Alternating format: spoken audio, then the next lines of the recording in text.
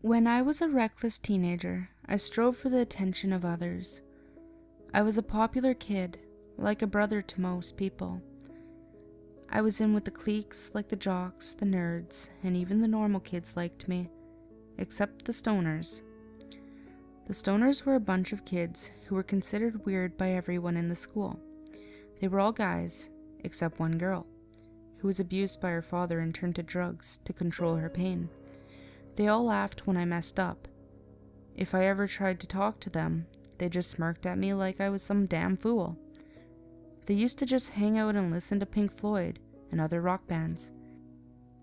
When I told my friends that the stoners didn't like me that much, they told me not to worry, that the stoners are all just cynical and depressed assholes who have nothing better to do. I wanted to prove myself to them, show them that I'm not some jock, that I would earn their friendship. Now that I think of it, I was kind of insecure back then.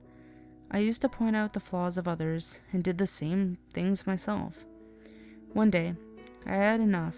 I went up to them and told them I wanted some LSD. At first, they laughed at me. They thought I was joking.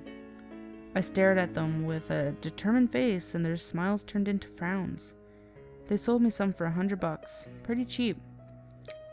I went home and waited for my parents to go to bed so I could take it.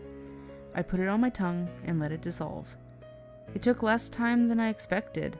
I waited an hour, staring at the shows on TV. Soon, there was a white light coming from the floorboards. It felt warm, like the feeling when you put your hand near a light bulb. I went to get a crowbar out of the garage. I got the board loose and looked down. I saw a ladder and went down it. I walked down a long dirt corridor with a stone path. I saw a doorway with a sign, Harvest Area 22, authorized personnel only. I walked through the door into a hallway with 3 doors. I went through the middle one and went through another long dirt corridor. It felt like an eternity. I had wished it was. I saw thousands of pink humanoid creatures with clumps and pockets of skin. They had glowing yellow eyes, sharp mangled teeth, and long bony arms. They all walked with a hunch, almost dragging their nails along behind them. They looked confused, sad, and scared.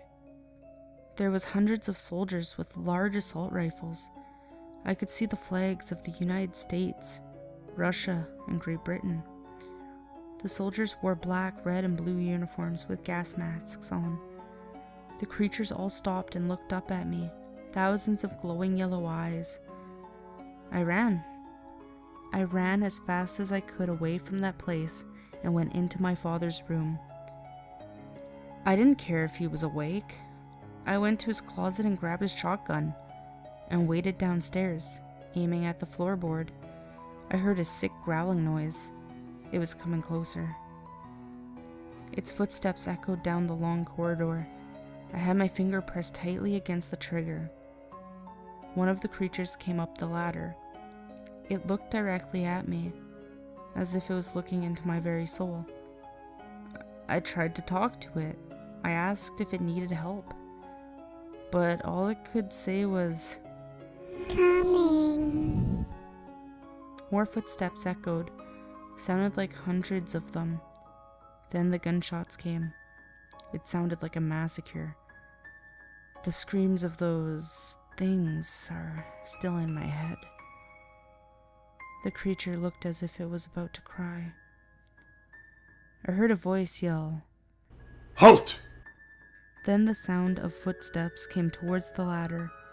It felt so real. I had just remembered I was on LSD. A soldier emerged out of the hole with a large revolver. He pointed it at the creature and pulled the trigger.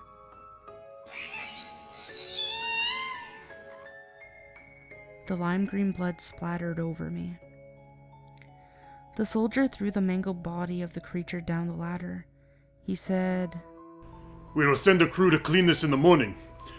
Take this." He handed me a small pocket knife with the number 22 on the side of it. "For your protection."